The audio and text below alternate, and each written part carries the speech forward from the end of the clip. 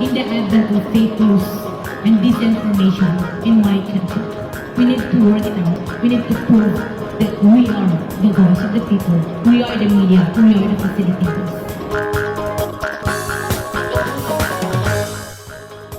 Ania na ang mga balita nga nahagpat sa Newsline Philippines Information Center. Ako si Paul Palacio. Tutok na!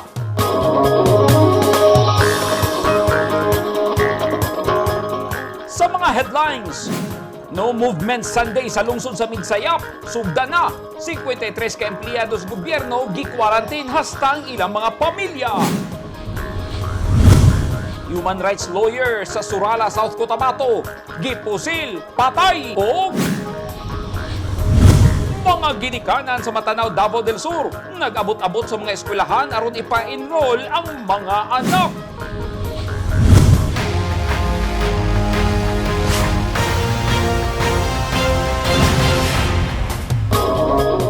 Sa detalye sa ato mga balita, giduso karon sa lokal nga kagamhanan sa Midsayap, North Cotabato ngadto sa Provincial IATF ang gipagula nga resolusyon kabahin sa pagpatuman sa No Movement Sunday sugod karong adlawng Domingo, samtang padayong naka-quarantine karon ang mga kawani sa Barangay San Isidro uban ang ilang mga pamilya human makahimamat ang duha nila ka mga kaubanan nga nagpositibo sa COVID-19. Ani ang report ni Lizel Banga. Padayong naka-quarantine karon sa ilang tagsa-tagsa kapanimalay, samtang anaa sa covered court sa barangay ang 53 ka mga kawani ug ilang mga pamilya sa Barangay San Isidro sa Midsayap, North Cotabato. Kinihuman nila makahimamat sa gipahigayong barangay assembly ning bag-o ang ilang kagawad ug duha ka mga healthcare worker nga nagpositibo sa COVID-19. Dili hinuon apektado ang ilang trabaho sa barangay kay naka-work from home man samtang naka-quarantine. Samtang naka-isolate na karon ang tulo ka pasyente. Swab man na sila, negative man tanan. So, kinakumpleto lang nila ang 14 days. Okay naman, wala sila symptoms katong nag-positive, nag-improve naman po sila. As of September 15, nikabat na sa 771 ang total cases sa COVID-19 sa lungsod, kung asa 246 ang active cases ug 25 na ang namatay. Ug kay puno-puno na ang duha ka mga isolation facilities ug upat pa ka mga pribadong ospital sa lungsod, naka-home quarantine na lang ang ubang pasyente. Nangayo na sa bugdugang alokasyon sa bakuna ug tent ang himuong isolation facility ang LGU. Dugay na sila na full capacity ang isolation facility sa CICL, Upper Grade 1, bali pa sa pilot po, elementary school, as well as sa daan isolation facility na ay 23 kabuok na pasyente. Then sa pilot, ang capacity is 10. And CICL, ang capacity niya 30, 33 sila karon ang na dito sa isolation facility. Kung sa mga hospital, kana lagi puno-puno po siya ang unom ka hospital, private, 5 kabuok o isa ka pang-gobyerno. Puno-puno po, full capacity gihapon. Tungod sa padayong pagsaka sa ihap sa mga pasyenteng nataptan sa sakit nga COVID-19 sa lungsod, giduso sa LGU ngadto sa Provincial IATF ang resolusyon kabahin sa pagpatuman sa No Movement Sunday nga kung maaprubahan, ipatuman dayon karong adlawng Domingo, kon Setyembre 19 ug 26. Lizel Anyon Banga, Newsline Philippines, Province of Cotabato. Stay safe.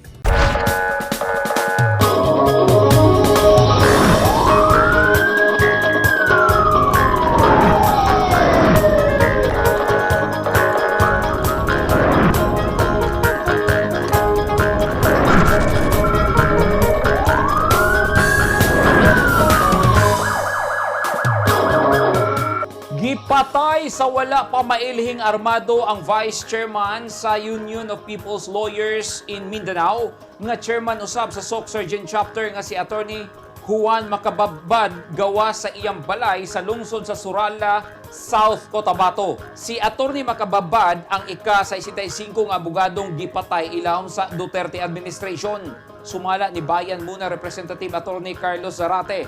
mas nadasig pa sila nga mo depensa sa mga dinaog-daog ug wala sila malisang bisan og ginalutos o ginapatay ang mga human rights lawyers sa Pilipinas. Si Attorney Makabadbad midagan pagka Vice Mayor sa lungsod sa Surala ni adtong tuig 2019 apan wala gipalad. Nagtuo si Zarate nga dunay koneksyon sa advokasya ni Attorney Makabadbad ang motibo sa pagpatay. Nagdemand o gustisya ang mga human rights defender alang kang Attorney Makabadbad o gikondinan nila ang ingon ini nga hinimuan. Usa siya ka public interest lawyer or human rights defender nga nagagunit o daghang kaso related to human rights violations, especially violations committed by state forces.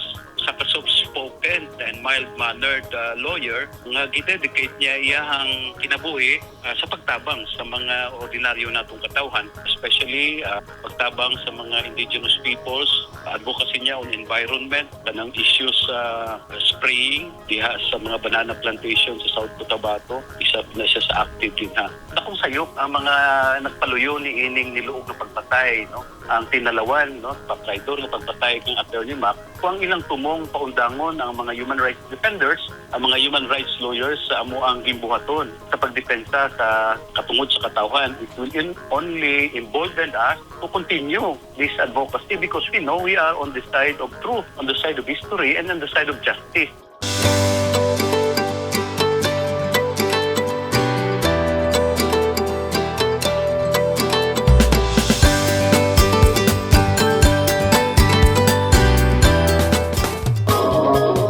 Padayong nag-abot-abot sa mga eskwelahan sa Matanao, Davao del Sur ang mga ginikanan nga walay akses sa internet aron muapa sa enrollment. Namatikdan sab nga daghang estudyante sa senior high school gikan sa mga pribadong eskwelahan ang mibalhin na sa public schools. Ani ang report ni Orlando Dondondinoy. Niadto sa Sinawilan National High School sa lungsod sa Matanao, Davao del Sur kaginang buntag ang ginikanang Ceres Kanya aron ni pa-enroll ang iyang duha ka mga anak sa grade 8 o grade 9. Wala niya ma-enroll ang mga anak kay gawas nga dili siya kahibalo mo gamit og gadget, wa sab siya access sa internet silang balay ug busy siya sa trabaho. Amay mi pud trabaho pud ginagmay pud good sir. Nya nagpasalamat pud ko nga ang enrollment ron nag-extend pa sila sir. Rason sab sa ubang ginikanan nga nalangay sa pagpa-enroll sa ilang mga anak mao ang pag-home quarantine ug problema sa pamasahe. Ay, late lang sir kay napod biya magipangbati pag miaging semana. Tungod sa kuan ma'am sir oy kanang daghang ay trabaho sir ba. Niya nang gipit pod sa kuan kwarta wa tay ka pamiliti pa ingon sa eskwelahan. Nalipay ang mga ginikanan nga gi-extend sa Department of Education kun DepEd ang enrollment period putob karong September 30 tungod kay ang uban karon pa miadto sa mga tunghaan kay wala sab sila access sa internet ug dili sab sila makabalo sa link sa online enrollment. Maayo na lang wala pa nakasugod dayon og hatag sa mga modules ang tunghaan sa pag-abri sa klase niadtong Lunes, September 13. Matod sa Principal 1 nga si Randy Montesa, gisiguro na nila nga mapatuman ang minimum safety protocols ug gihimo sab nila ang pag-disinfect sa palibot muna miabri ang klase. Dili gid siya delayed sa amo lang kuan kay amo manggong gi consider ang amo ang population dinhi. Muna nga imbis maghatag ni sa Monday gigrupo na mo kay giisbog na mo sa Wednesday. Amo gina siya pareha last year Wednesday up to Friday lang. Sa 827 ka mga ihap sa ilang estudyante sa grade 7 to 12 niaging school year, karon misaka pa kini sa 886. Kadaghanan sa mga nadugang nga estudyante, mga transferee gikan sa pribadong tunghaan. Labi pa nga gatanyag ang tunghaan o mga kursong vocational sama sa housekeeping, HUMS, General Academic Strand o dressmaking sa grade 11 ug 12. Orlando Dondondinoy, Newsline Philippines, Province of Davao del Sur. Stay safe. Gi-award sa gobyerno sa North Cotabato, DSWD, DILG, PNP ug mga sundalo sa 63 ka mga kanhi rebelde ang gisaad nga financial assistance ubos sa Enhanced Comprehensive Local Integration Program kun ICLIP. Gihimo ang awarding sa Provincial Gymnasium sa Amas, Kidapawan City kagahapon sa buntag September 15, 2021. Tag 5,000 pesos ang nadawat sa mga kanhi rebelde nga miagi na og deradicalization program nga tanan-tanan moabot sa 315,000 pesos ang nahatag sa gobyerno. Gawas sa cash assistance na sa gihatag nga food packs alang sa ilang mga pamilya. At tangi! Crime rate sa North Cotabato mikunhod o duha ka pamilyang naay rito sa Maguindanao nahusay na.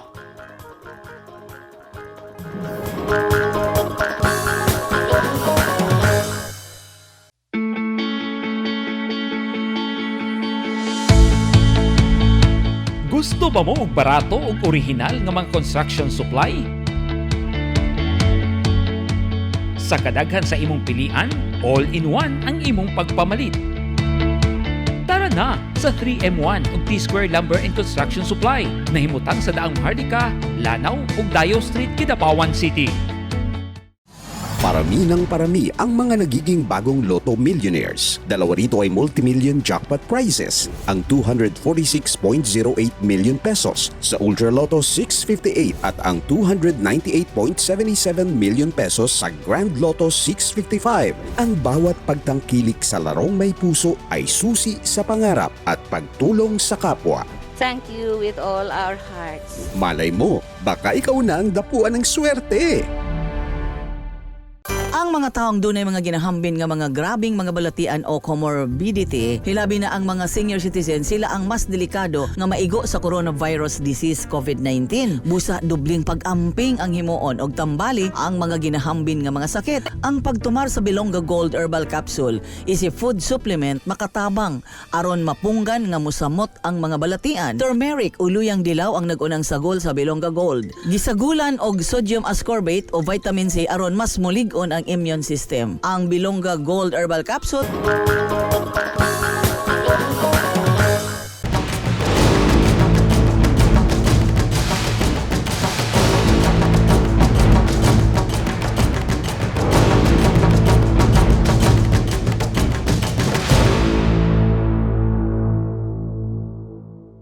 This portion is brought to you by Toyota. This portion is brought to you by Philippine Sports Commission. This portion is brought to you by Rizal Memorial Colleges. Human sa duha ka tuig nga pag-antos, mibalik na gyud ang supply sa tubig sa mga residente sa Barangay Darapuay, lungsod sa Bansalan, Davao del Sur. Tuig 2019, naguba ang linya sa tubig sa lugar atol sa sagansong pagtayog sa kusog nga linog. Ani ang report ni Orlando Dondondinoy.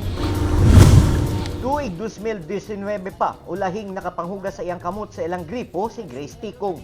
Nawala manggud ang aga sa tubig sa ilang barangay sa Darapuay, Bansalan, Davao del Sur, human naguba ang water reservoir nga tinubdan sa ilang tubig. Lakip ang mga host atol sa sagunsong linog niadtong Oktubre ug Disyembre 2019. Apan, tungod sa tabang sa taga-revitalize pulis sa Barangay Darapuay Water Consumers Association ug uban pang sektor, duna na sila'y tubig karon.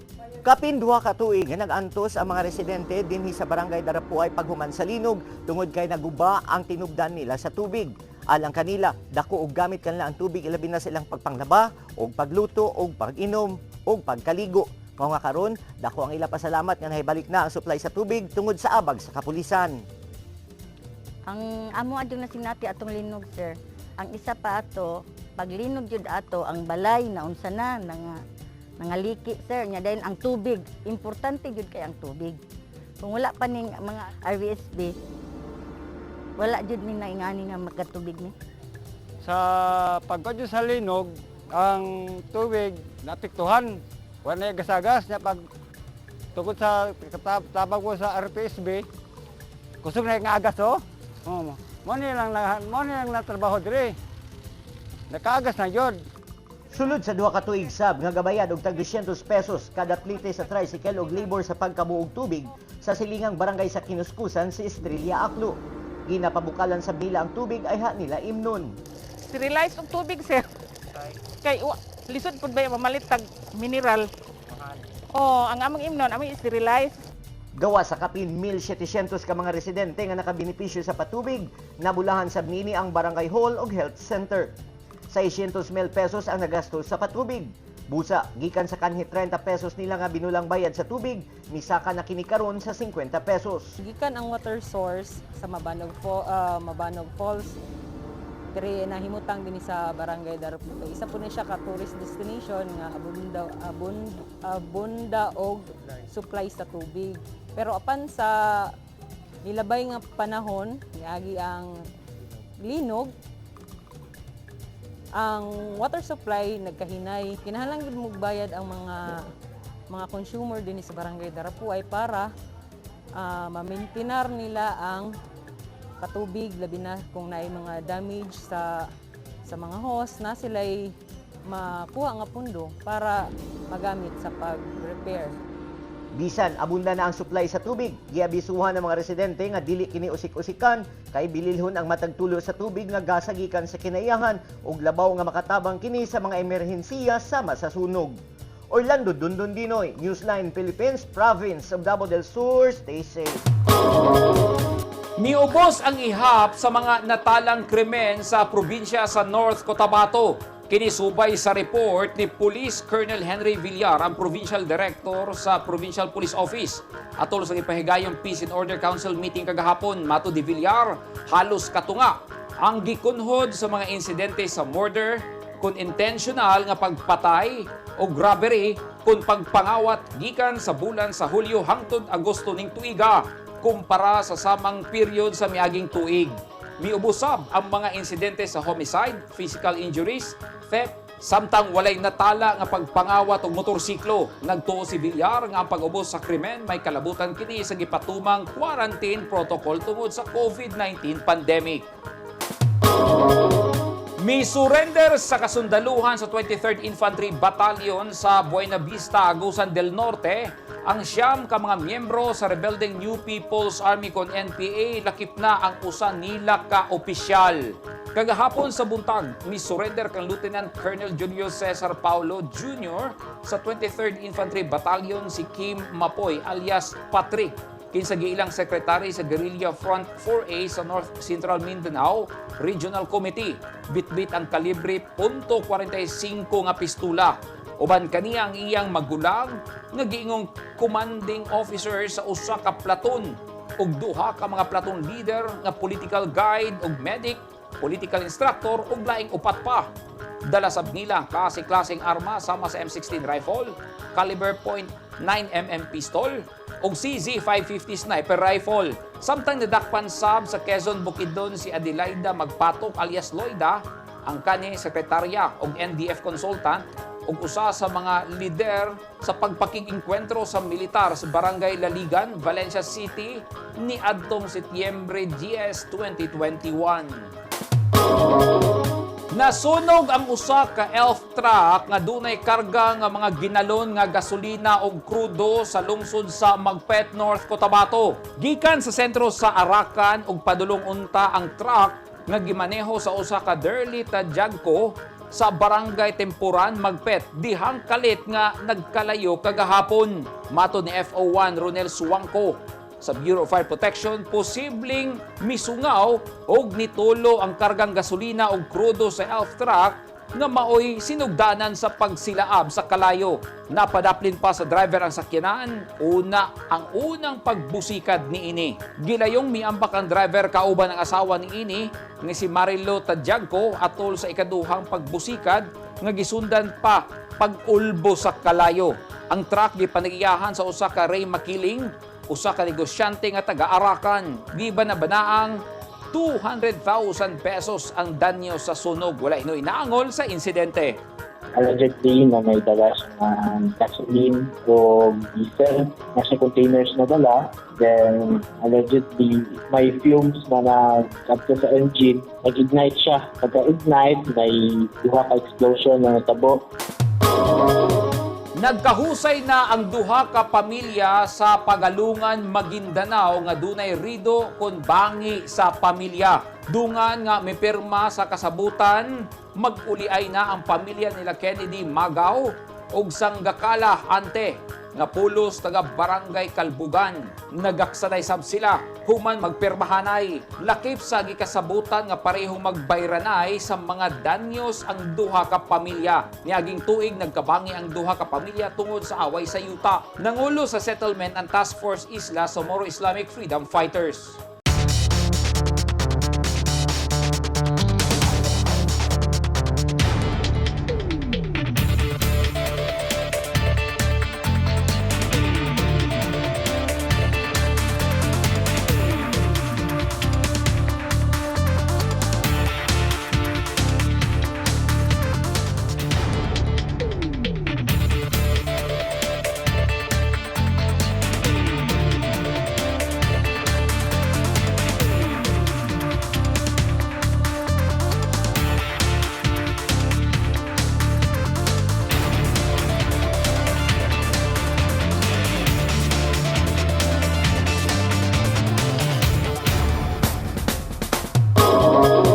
Kadto naghingpit sa mga balita nga nahagpat sa Newsline Philippines Information Center.